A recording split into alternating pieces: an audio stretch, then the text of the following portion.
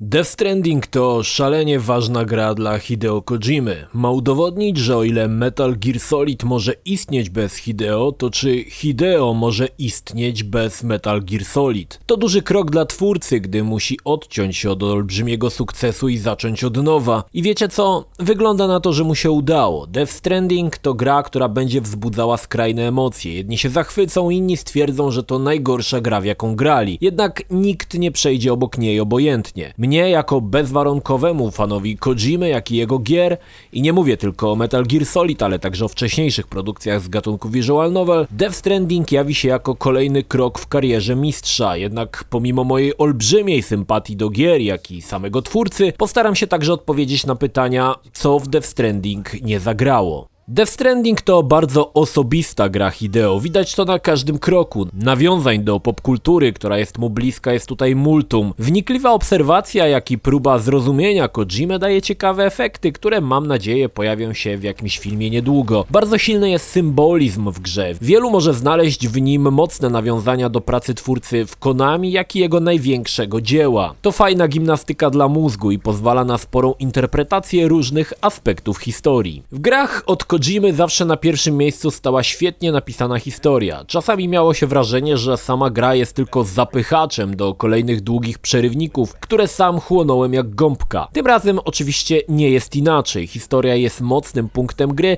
i fascynuje od samego początku. Świat, jaki znamy, pogrążył się w zagładzie. Pojawiła się dziwna siła, tak zwani wynurzeni, którzy polują na żywe istoty. Wcielamy się w sama Bridgesa, w tej roli Norman Reedus, który jest kurierem. Prowadzi niezwykle niebezpieczne życie, przemierzając opustoszałe Stany Zjednoczone, unikając wynurzonych, walcząc z własnymi słabościami, jak i terenem, aby dostarczyć kolejną paczkę do oddalonego punktu odbioru. Sam dostaje zadanie od prezydent, ma przebyć wszerz całą Amerykę i dołączyć kolejne jej punkty do sieci chiralnej, aby zjednoczyć kraj. Od początku gra bombarduje nas ogromną liczbą wydarzeń, na które nie uzyskujemy odpowiedzi. Pytania mnożą się wręcz w absurdalnym tempie. Hideo wzorem Gibsona nie wystawia nam na tacy wszystkich niuansów, wrzuca nas po prostu w wykreowany świat, a to, czy zgłębisz jego tajniki, zależy tylko i wyłącznie od ciebie. Z czasem powoli, bardzo powoli łączymy kolejne klocki układanki poprzez cutscenki, jak i spore ilości tekstu, ale wierzcie mi, że warto. Kojima udowadnia, że w pisaniu przydziwnych historii, które trzymają się dziwo kupy, nie ma sobie równych. Już w Snatcherze wykazywał zadziwiające przywiązanie do szczegółów fabularnych, które nie miały znaczenia, ale które budowały spójny świat. Tak jest tutaj. Każdy szczegół, każdy element został opracowany i opisany, więc jeśli tylko chcesz, nie pogubisz się w dziwacznym świecie i zrozumiesz rządzące nim prawa. W głównej mierze gra polega na dostarczaniu paczek. Złośliwi twierdzą, że to symulator kuriera DHL czy DPD i wbrew pozorom niewiele się rozmijają z prawdą. Gra ma też nadrzędny cel, którym jest wspomniane wcześniej przyłączenie poszczególnych węzłów do sieci chiralnej i wreszcie odbudowa Stanów Zjednoczonych. Aby to zrobić, musimy wykonywać zlecenia dla poszczególnych węzłów, a są to zlecenia kurierskie. Czasami trzeba przetransportować leki, czasami rzeczy, których nie można zamoczyć w wodzie, a czasami takie, które nie są odporne na uszkodzenia. Przyjdzie nam też na przykład przewozić pizzę, którą trzeba cały czas trzymać poziomo. Z przewozem wiąże się wiele czynników i tutaj ukazuje się, jakim wielkim świrem jest Kojima, jeśli chodzi o detal.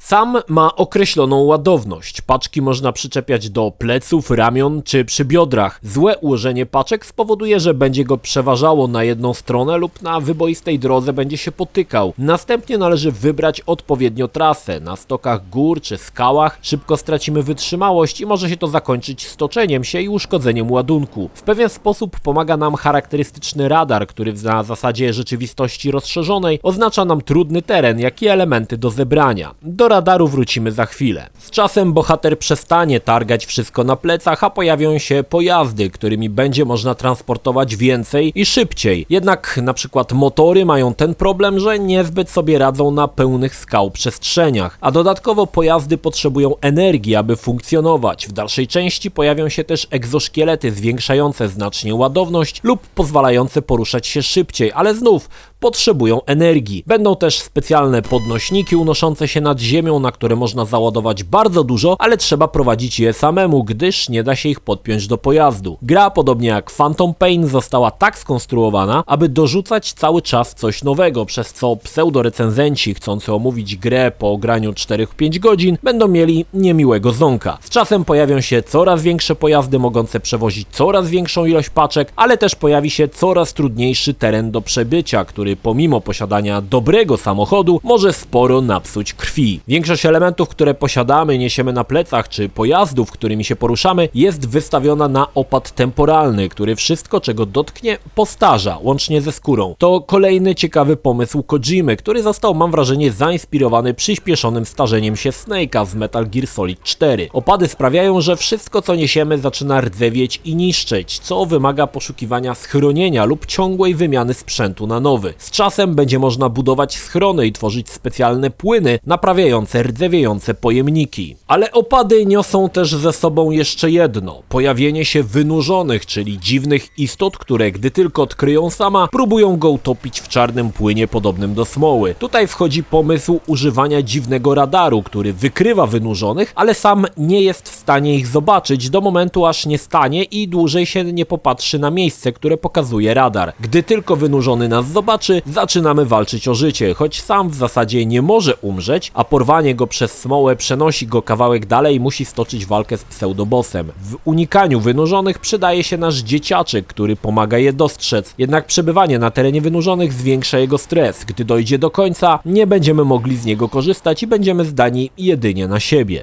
Dzieciak pełni o wiele mniej istotną funkcję niż wydawało się to z trailerów. Owszem, jest niezastąpiony w przypadku natknięcia się na wynurzonych, ale gdy posiadamy już pojazd, ten problem przestaje istnieć, bo po prostu śmigamy przez nawiedzony teren, niczym się nie martwiąc. Również uspokajanie dzieciaka, czyli kołysanie kapsułą, jest bajerem, ale nie ma zbytnio z tego pożytku. Owszem, zmniejsza to powoli stres, ale jak mówiłem, przydaje się to bardziej na początku niż w dalszych częściach gry. Oczywiście nasz bohater nie jest bezbronny. No, przynajmniej w późniejszych momentach gry. Dostajemy możliwość korzystania z granatów czy pistoletów i karabinów, które są zasilane krwią sama. Nadają się one na wynurzonych, ale średnio na przeciwników ludzkich. Tak, ci też istnieją, choć świat jest przeraźliwie pusty, to od czasu do czasu natykamy się na bazy mułów, które pragną jedynie zabrać nasz ładunek. Co ciekawe, w grze nie można zabijać, znaczy można, ale nie powinno się tego robić. Każdy trup niesie ze sobą ryzyko wystąpienia ogromnej wyrwy i zniszczenia sporej połaci terenu, więc z początku mamy broń nieinwazyjną, typu strzelanie bolasami, które spętają muła na jakiś czas. Potem dostajemy wreszcie broń śmiercionośną i można pozbawiać życia, ale po takiej akcji trzeba ciało przenieść do spalarni, aby nie powstała wyrwa. A spalarnie są oddalone kawał drogi od głównych szlaków i zazwyczaj jest to droga w jedną stronę, bo na powrót pojazdem już nie starczy nam energii. Hideo bardzo dobrze to przemyślał. 20 razy się zastanowić, zanim kogoś zabijesz, kalkulując, czy to się opłaca, czy lepiej zostawić mułom jakiś ładunek i wziąć nogi za pas. Bohater przy użyciu specjalnych assemblerów może też budować konstrukcje, mosty, generatory energii, skrzynki pocztowe. Każde takie urządzenie wymaga zazwyczaj pewnej ilości surowców, metali, ceramiki, etc. I tutaj Hideo kolejny raz zaskakuje pomysłowym wpleceniem do rozgrywki trybu multi. Innych graczy nigdy nie zobaczysz, ale zobaczysz efekty ich działania. Porzucone pojazdy, czasami ktoś zbuduje most nad wąwozem, dzięki czemu będziesz mógł się przedostać na drugą stronę. Powoli, bardzo powoli świat zaczyna ożywać. Sam też będziesz mógł budować fragmenty autostrad, aby poruszać się pojazdami bez strat energii. Każdy zbudowany obiekt daje też możliwość dawania graczom lajków, jak i samemu ich farmienia. Dobrze postawiony most, który ułatwi innym graczom dotarcie do celu,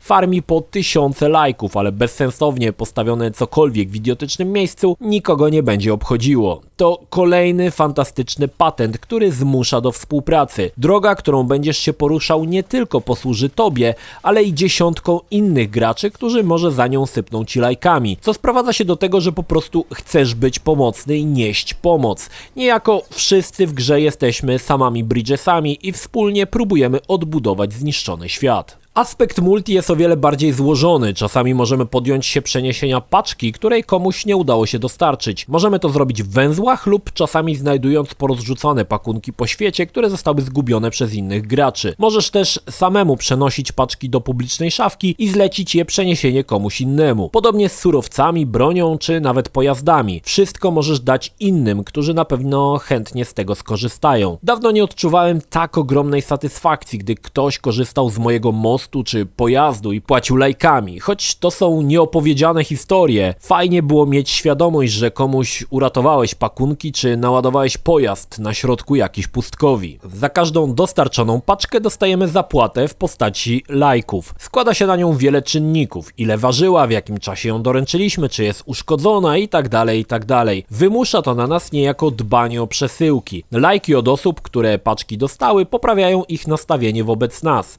Ta jest symbolizowana przez 5 gwiazdek. Każda napełniona gwiazdka równa się jakiemuś gadżetowi. Może to być możliwość budowania egzoszkieletów, broni, ale może to być też idiotyczna czapka. Póki nie zbudujemy więzi z węzłami, będzie nam bardzo ciężko żyć w świecie, jednak sumienne dostarczanie przesyłek da nam sporo nagród, które na pewno przydadzą się podczas naszej tułaczki. W każdym większym węźle można też odpoczywać. To tam możesz strzelić kloca, wziąć prysznic czy dupnąć monsterka. Można też pokolorować sobie czapkę czy okulary, jak i obejrzeć figurki pokonanych bossów. W kryjówce wszystkie statystyki automatycznie się napełniają, a dzieciak odstresowuje się do zera. W dalszej części gry będziemy mogli nawet sami stawiać schrony, które pomogą nie tylko nam, ale i innym graczom. Rozgrywka wbrew pozorom niezwykle wciąga. Kolejne paczki, pomoc innym graczom, w zasadzie przez jakieś 30 godzin ani razu się nie nudziłem, choć wykonywałem ciągle to samo. Było to na tyle zadziwiające, że sam siebie zaskakiwałem, gdy zamiast już grę wyłączyć, brałem kolejną paczkę na plecy i wędrowałem do kolejnego węzła. Magnetyzm produkcji Kojimy nadal działa, pomimo że nie jest to Metal Gear Solid. Po tym można poznać dzieło prawdziwego mistrza. Niestety bardzo rozwleczono zakończenie. Zaczynając endgame o 21:00 nie spodziewałem się, że o 1:00 w nocy nadal będę je oglądał. Dużo elementów fabularnych można się domyślać i powinno to tak zostać. Miejsce na niedopowiedzenia zostawia spore pole do interpretacji i to jest dobre. Ale Kojima łopatologicznie wyjaśnia każdy szczegół. Dochodzi nawet do takiego absurdu, że krótkie animki z Mikkelsenem, które widzimy przez całą grę, oglądamy potem od nowa, tylko z innych ujęć kamery, abyś czasem nie pomyślał, że stało się coś innego niż zaplanował Kojima. Oczywiście nie sposób mu tego oddać, że końcówka jest epicka, wzruszająca, ale też nerwowo zerkasz na zegarek z pytaniem,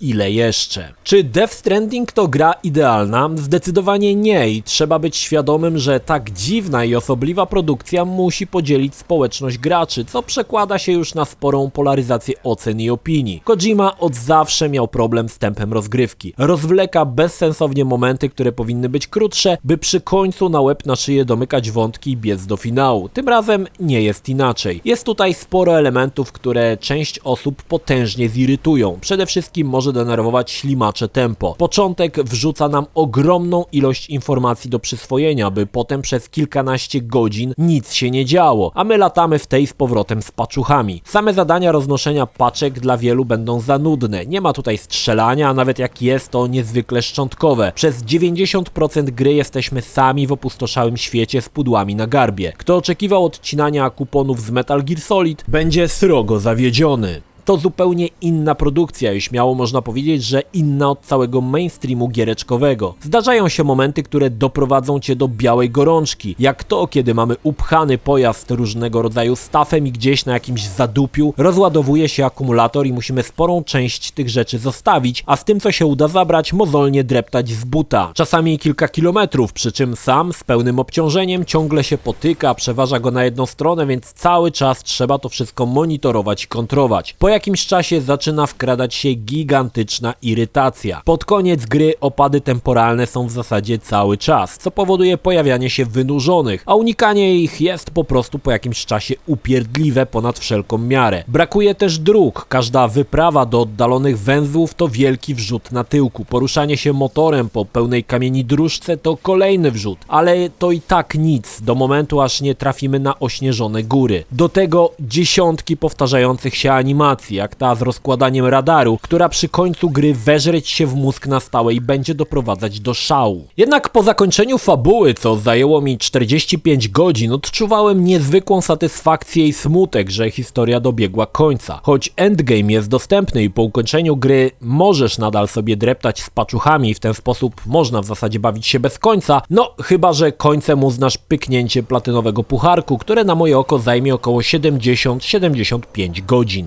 Na uwagę zasługuje oprawa graficzna. Gra korzysta z silnika Decima wykorzystanego w Horizon Zero Dawn i robi wrażenie. Przede wszystkim Kojimie udało się osiągnąć poczucie ogromnej skali świata. Opustoszałe tereny wyglądają po prostu pięknie. Do tego w cutscenkach gra zachwyca mnóstwem detali, wyglądem postaci, mimiką czy włosami na nogach sama. Wizualnie to jest majstersztyk i zadziwia, że można wyciągnąć takie cudeńka na tej generacji, kiedy już kolejna puka do drzwi. Również muzyka idzie w parze z grafiką, jest ona dawkowana niezwykle oszczędnie, gdy idziemy jakiś dłuższy kawałek, załącza się jakiś utwór, zazwyczaj to spokojny, klimatyczny numer z damskim wokalem, który idealnie wpasowuje się w wyludniony świat. Pod kątem oprawy nie ma się do czego przyczepić. Wirtualni aktorzy to mokry sen Davida Cage'a. Wśród postaci spotkamy kilka fajnych cameo, ale to już zostawię wam do odkrycia. Hideo Kojima tytanicznym wysiłkiem stworzył grę zupełnie inną niż wszystko, co powstało do tej pory. Osobiście od dawna, bardzo dawna, nie przechodziłem takiej fascynacji tytułem jak przy Death Stranding. Dowożenie kolejnych paczek, odblokowywanie gadżetów i łączenie sił we wspólnym odbudowywaniu świata wciągnęło mnie jak bagno. Nawet nie miałem ochoty pchać do przodu fabuły, tylko funkcjonować w dostępnym świecie i dostarczać paczki. Przy czym, i to jest najciekawsze, pomimo wykonywania ciągle tego samego, nie potrafiłem się przy niej nudzić. To jest w Death Stranding najbardziej fascynujące. Nawet Phantom Pain po jakimś czasie wprowadzał zmęczenie materiału, ale tutaj tego nie odczuwałem. Kolejne kilometry pykały na liczniku, ale zupełnie to nie miało znaczenia. Z ogromnym zaciekawieniem obserwowałem budzący się do życia świat. Powstające drogi, mosty, generatory, wszystko dzieje się przed oczyma, pomimo że nie widzisz zupełnie nikogo. Death Stranding wzbudzi emocje, nie ma innej opcji. Jednak to jest też gra, o której będziemy długo pamiętać, to bez wątpienia. Ta recenzja mogłaby być o wiele dłuższa, nie sposób zmieścić w tak krótkim tekście wszystkie aspekty i zależności tak złożonego tytułu. Na koniec odpowiadam na pytanie. Tak, Hideo może istnieć bez Metal Gear Solid. Zbudował sobie nowy przyczółek, który mam nadzieję będzie rozwijany, czego sobie i wam życzę.